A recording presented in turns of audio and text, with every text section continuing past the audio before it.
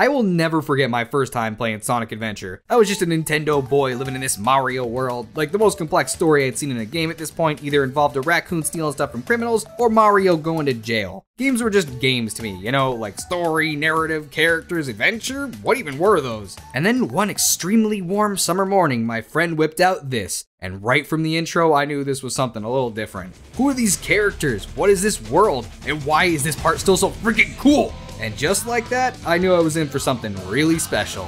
And it was. And nowadays, the game's aged about as well as milk left out in the sun. But here's the thing, no matter how much time passes, and no matter how gross that milk gets, I just keep coming back to it. Is that weird? Am I crazy? Yes.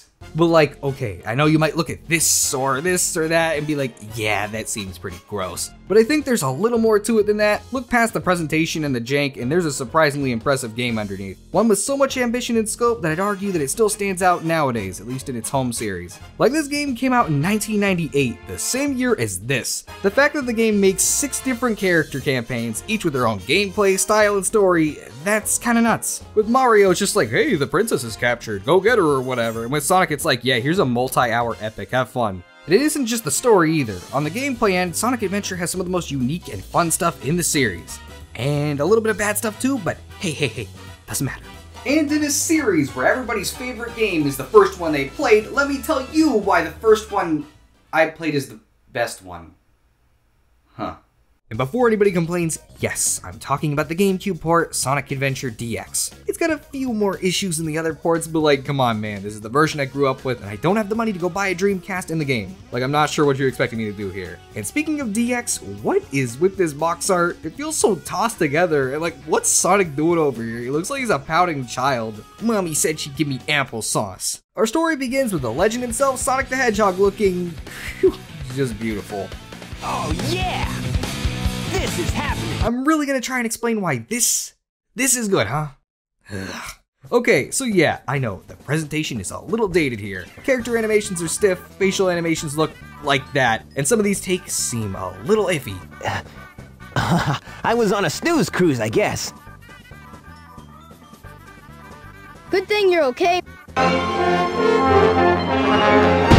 Yeah, it's rough, but I don't think the presentation ruins the story it's trying to tell. The story still has tons of pretty cool moments, there are actual character arcs here, which is pretty impressive for a platformer, and this is still a lot more interesting than a lot of the games released around the same time, and also every Sonic game released after a certain period, but hey. True that. All I'm saying is, yes, you can laugh at the cutscenes, they're pretty funny, but the story still works.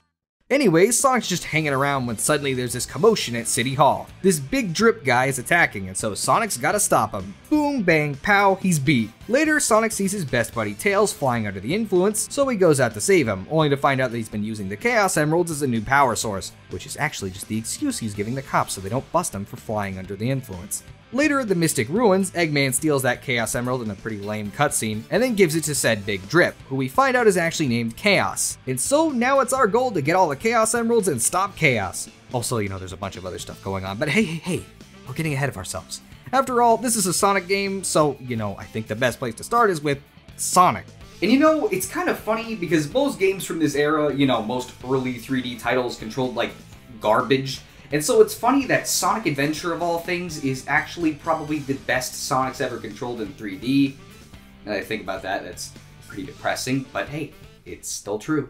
Sonic controls like a dream here, and that's partially because you actually get to control him. Later 3D games essentially have you running down a long hallway, which when done well can still be kind of fun in its own way, but when it's not, it can feel really boring. But you know, I kind of like my 3D platformers with a little more, well, 3D, and thankfully that's the way things are designed here. You go back and forth and up and down and all around, and with controls that are as smooth as butter. When the jank's not getting in the way, at least. I'm being serious though, the kinds of stuff that you can pull off in this engine are genuinely really satisfying. And why is that, you may be asking? Well, that's because of two things, physics and level design. Now, way back in the dinosaur ages, you know, the 90s, Sonic games were always designed around these two core principles. The physics at first seem a little wonky, but once you get used to them, you can use them to your advantage. You can really pull off some cool looking stuff if you want to, and the level design was crafted so that mastery of the physics and mechanics would let you move fast, whereas just holding right would not end well. And so with Sonic Adventure, the idea was to take this core principle and apply it to a big old 3D world. The physics here are especially notable. The jump arc, the spin dash, the homing attack, these mechanics are all built to have multiple applications. Like sure, the spin dash is good for building up speed or whatever, but using it on a slope or a hill can send you rocketing upward. The homing attack is super useful for taking out enemies, but it's also good for getting across gaps or just getting through tight sections without losing your momentum. Now they're fun mechanics in their own right, but the way the level design uses them makes them way more than just that. Levels are often designed with multiple paths, some reachable by more obvious means, and some where a little experimentation can change the entire feel of a stage. It's funny because the game already features plenty of moments where spectacle is the focus, like oh frick, we're running down a building, cool. But those moments pale in comparison to the outright adrenaline you get from mastering these mechanics, and like the stage design in general here is just phenomenal. Multiple pathways, plenty of secrets, and even the odd spectacle moment to spice things up, the stages always keep things interesting without ripping control away or screwing up that momentum. The only regular stage where this doesn't really work is Skydeck, where the game gets a little too ambitious and subsequently falls right off a cliff, or, you know, right through the floor. Like seriously, changing gravity, parts of the stage falling apart, constant projectiles, like I appreciate the effort, but maybe just calm it down a little bit. You'll hurt yourself, Sonic, I'm worried about you. Regardless, besides Skydeck and the odd minigame that's bad, Sonic's gameplay across the board is just really fun. It's a smart incorporation of the classic series mechanics and approach, but put into a 3D world, and I love it. But you can't just pull stuff from the old games. This is a new era, one that happened over 20 years ago, but still, a new era. And a new era means you gotta cave into the design of that era. Here's Sonic in a city.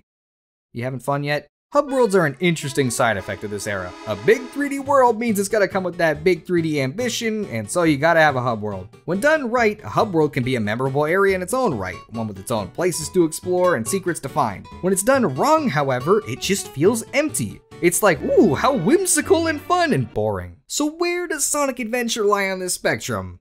Kinda in the middle, but maybe getting dangerously close to the bad side. We have 3 different hub areas with their own distinct tone. We have the big, busy cityscape of Station Square, the mysterious energy of the Mystic Ruins, and the overwhelming enormousness of the Egg Carrier. A lot of what I like about these areas is the sense of scale they add to the game. The world just feels so much more realized having all these connected areas, and I appreciate how the NPCs here aren't just window dressing. It's not just like, hey, I have one thing to say through the entire game, so there's no reason to talk to me twice. No, these people react to the events of the story, and they even have their own little stories going on. This girl's crushing on this guy and spends the entire game being kind of a big baby and not telling him. These guys go on strike because of poor working conditions, meaning you can't use the train for a bit. This kid's mom slowly gets a gambling addiction and... oh wow, this is kind of depressing actually. Still, the world actually feels lived in, which is pretty neat. Too bad that outside of these areas, it feels really, really empty. Like there's barely anything to see, barely any secrets. The hub world just feels like it's there to look cool, and that kind of stinks. Still, it doesn't take that long to get around in it, and we did get the absolute bop that was the Station Square theme, so I'll give it a pass for now. Now, as for the story in Sonic's campaign, well, it's pretty typical. You know, Eggman's doing something bad, go stop him. Like, there's nothing too crazy, but it's still pretty effective. And so you get to the end of this 3-hour-long adventure and you're like, wow, that was probably the best designed 3D Sonic game I've ever played. Clearly, nothing can go wrong now. And then there's 5 more characters.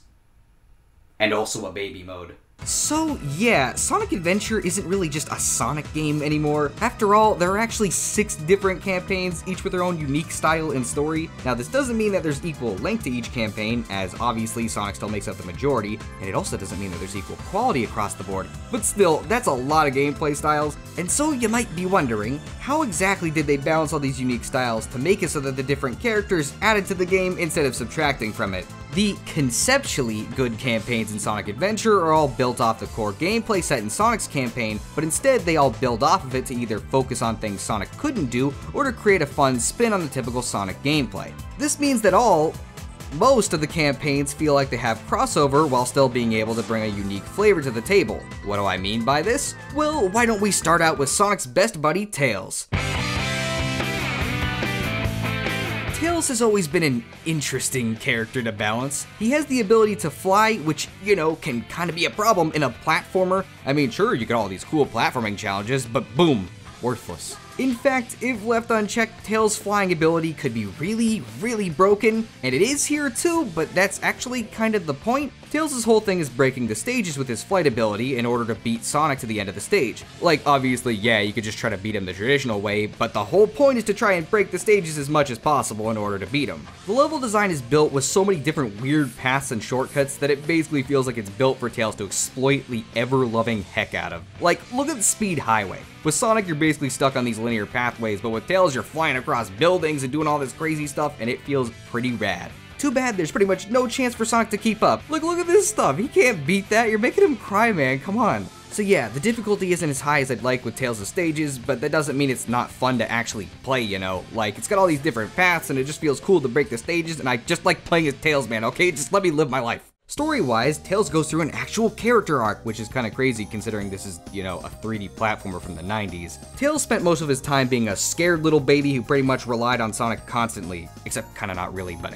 whatever. Here though, after he gets separated from Sonic, he has to put on his big boy pants and face problems all by himself. He even manages to stop Eggman from destroying the city and becomes a hero in his own right, which is pretty great. And nowadays, he's a scared little baby again who relies on Sonic constantly. What happened, Sega? Regardless, we've seen how they spun the typical Sonic gameplay into something a bit different, but still fairly enjoyable. But what about the other side of the spectrum there? Using the same core feel, but changing the mechanics to focus on stuff Sonic couldn't really do. Well, for that, I think we need to look at everybody's favorite enchilada. It ain't hard to chuckle. I break them down whether they knuckles. Knuckles is just chilling here on Angel Island guarding the Master Emerald, and nothing bad happens at all at the end. Oh, except for the part where Chaos breaks the Master Emerald, you know, it's kind of a problem. So now, Knuckles has to go around and find all the pieces of the Master Emerald in hopes to repair it. I honestly kind of love how no-nonsense Knuckles is here. Like, he just does not give a single shit about anybody else's problems. Oh, Sonic might have some Emerald pieces? It's beatdown time. Oh, I just beat him up for nothing? Who cares? Hey Knuckles, if we teamed up here, we could totally— Great, anyway, see you guys later, I gotta go find the emerald pieces. Now, that searching for the emerald pieces thing isn't just for the story, in fact it's the entire basis for Knuckles' gameplay. Essentially, Knuckles has these little hub areas to explore, where 3 of the Master Emerald pieces are located. You get this little radar guy at the bottom that tells you when you're getting close to a shard, boom, go explore. Real talk though, this format works surprisingly well. You see, Knuckles has abilities that are practically built for this kind of exploration. He's able to glide around freely and climb walls to his heart's content, meaning that exploring and moving around these hubs is not only incredibly fluid, but it's also fun. Like, it just feels like you can get anywhere you want, and considering that the rest of the game is filled with these fast-paced linear stages, it's kinda cool that there's an entire campaign built around just taking your time and exploring. And you see, that's the thing. While these levels are built to be fun to just take your time in, they're also crafted to be beat extremely quickly if that's what you're looking for. It caters to whatever style you're looking for, which is freaking rad. And there's even a decent amount of variety to these levels. You got small dense ones, big open ones, and even one with a pretty neat gravity gimmick. Really, the only thing that sucks about this campaign is that there aren't more levels here, because it really feels like it could have used a couple more. Otherwise, it's a banging campaign. Also, you know, Knuckles is just kind of cool, okay? Like, I just like him. He's a cool character. But hey, do you remember earlier that I specifically mentioned conceptually good campaigns? Well, that's because not all of them hit the mark. Man, Amy just feels weird in this game. She has 3, count them, 3 whole levels and 1 boss fight. Heck, it honestly feels like over half of her campaign is just spent watching cutscenes. And like, yeah, her story is alright or whatever, taking care of this bird guy, but that doesn't change the fact that her campaign just feels slapped together. 3 levels is evidence enough, but even in those levels, it's clear that they really didn't try that hard. So Dinky McPinky's gameplay seems to be built around the idea of slowing things down a little bit and focusing on platforming and puzzle solving. I say seems to be because barely any of that is showcased in her first 2 levels. Like, I get it. You don't want to come in blaring right out the gate with some ridiculously hard levels. This isn't Dark Souls. But we've got 3 levels here. There's not a lot of time to mess around. But nah, the platforming and puzzles in these first 2 levels are— well, look at this. Does this look complicated to you? Does this look difficult or fun or interesting at all? No, it doesn't. Like, sure, there are a couple cool set pieces here and there, and getting chased by this robot dude seems scary until you hit him and he falls over and it's like, oh, okay. but otherwise it's really underwhelming. This campaign really only has 2 saving graces. One is this hammer jump mechanic where if you get up to full speed and press the attack button, you do this cool high jump that feels pretty rad to do, and it also can be used to do some pretty neat stuff, you know, when the level's actually built around that. Like seriously, half the time there's no practical use for it at all, and they keep changing the camera angle, which keeps stopping my momentum, which really sucks. But that's where the other saving grace comes in. Her 3rd level is actually good, and it's actually built around her mechanics. Whoa, what a crazy idea! If only they thought of that before this point. Like, it sucks because the idea and mechanics here are conceptually good, it's just by the time they do anything with it, the campaign's over. So yeah, Amy was kind of a bust, but both you and me here can see this chart and you know that we aren't done. And with the next one, Sonic Team upped themselves by doing the coolest thing possible. They gave Sonic a gun! Alright, actually they gave it to a robot, but still. Yes, E102 Gamma, otherwise known as the most underappreciated campaign in this game. During Gamma's campaign, we get to see what life is like for Eggman's subservient robots, and more importantly, we see that Eggman's not the greatest guy. You know, it's funny because Gamma's story is actually probably the best one in the game, and no, it's not just because of the lack of goofy faces. Like, it's a genuinely interesting and kind of touching story that you wouldn't really expect from a game that looks like, well, this. Also, I know I've been saying this about like every character, but Gamma, he's just cool, okay? He's a cool robot. I like him. No other explanation needed.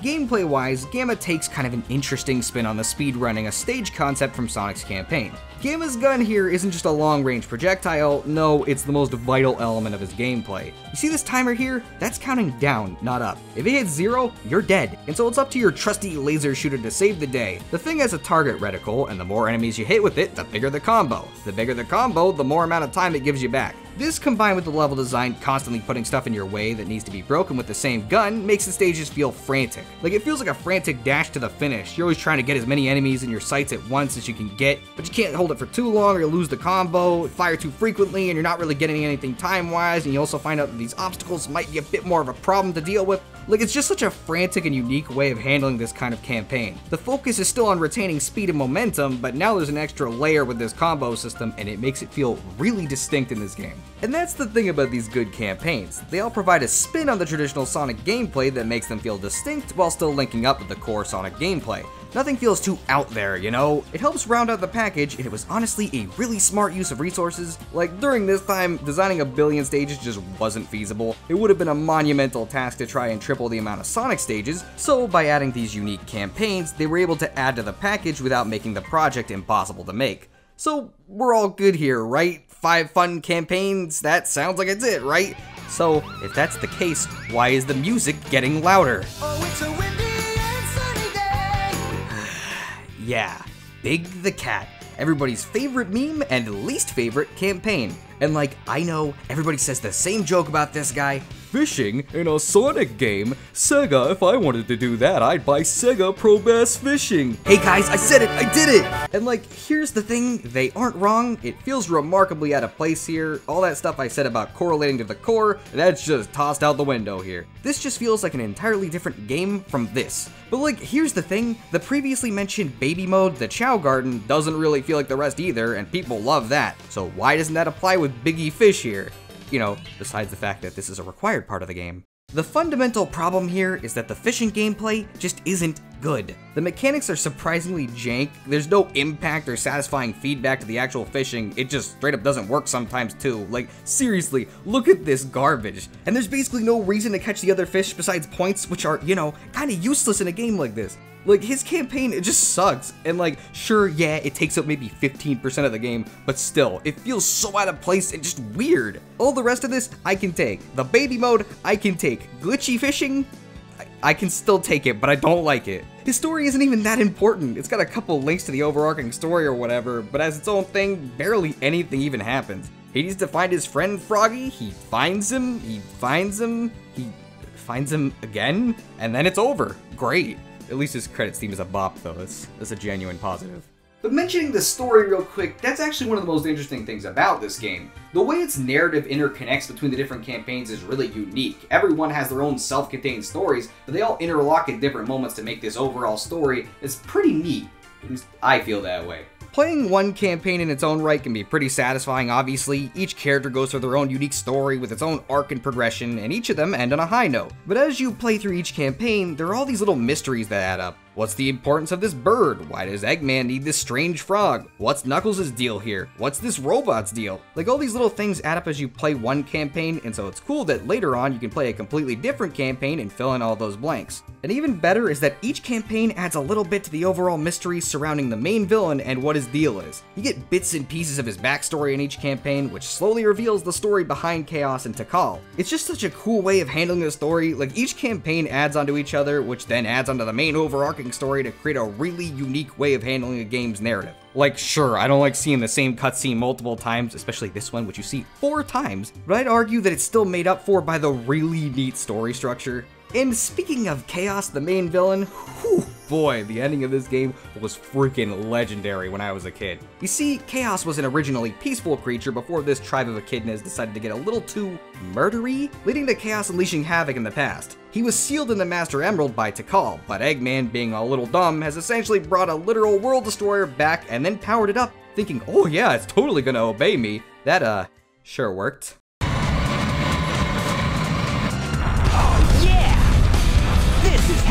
Station Square is flooded, Chaos is unleashed, and things aren't looking great. But then, everyone gathers up the Chaos Emeralds, and using their positive energy, Sonic transforms into Super Sonic, and this is freaking rad. It's stuff like this that made me love Sonic back in the day. Like, I've always been more of a Mario fan. If I put the two franchises head to head, like, come on, it's not even a competition. Sonic always had a different appeal to me. Mario was a fun game, but the elements surrounding it, you know, the story, the characters, the world, they were lacking. Sonic was always so cool because of that scope, that scale. The games had a ton of cool characters with their own stuff going on. They had cool moments that would make me maybe a little too excited. They had an actual story with things that actually happened. Sonic was always much more ambitious, and like, yeah, it didn't always work, but I appreciated the effort. Sonic Adventure was probably the coolest game I had ever played. Emphasis on was. Like, okay, we've both been looking at the same thing here. I can take off the nostalgia goggles and see that, yeah, this game's aged really, really hard. The game's janking out all the time, and sometimes I have to fight the game to make it not look stupid. The cutscenes are honestly garbage. Like, they use all these cheap animations, and it just looks terrible. The different gameplay styles, while really fun, don't really feel as fleshed out as they could be. 3 of these campaigns last less than an hour, and one of them only had 3 levels. Like, yeah, the game was really impressive at the time, but that doesn't change the fact that nowadays, most people find this really, really hard to go back to. I obviously still love it. Like, I think this video made that extremely clear. I think that behind all this jank and questionable presentation is one of the best 3D games in the Sonic series. And I don't mean that on a conceptual level either. There are genuinely some really phenomenal parts to this game, places where the game comes together to make something really, really special. I honestly think that if this game got a full-on remake, that a lot of this would shine through, but yeah, like Sega's gonna do that. To them, this series basically goes Sonic 1, Sonic 2, Sonic CD, Sonic 3, and Knuckles, and then Sonic Colors released in 2010. Hooray, hurrah! Nothing else happened in between. But you see, this actually wouldn't be the end of Sonic's adventuring days. After all, just a couple years later, we got this, Sonic Adventure 2. And oh baby, this one's cool. Mainly because it's got Shadow the Hedgehog in it.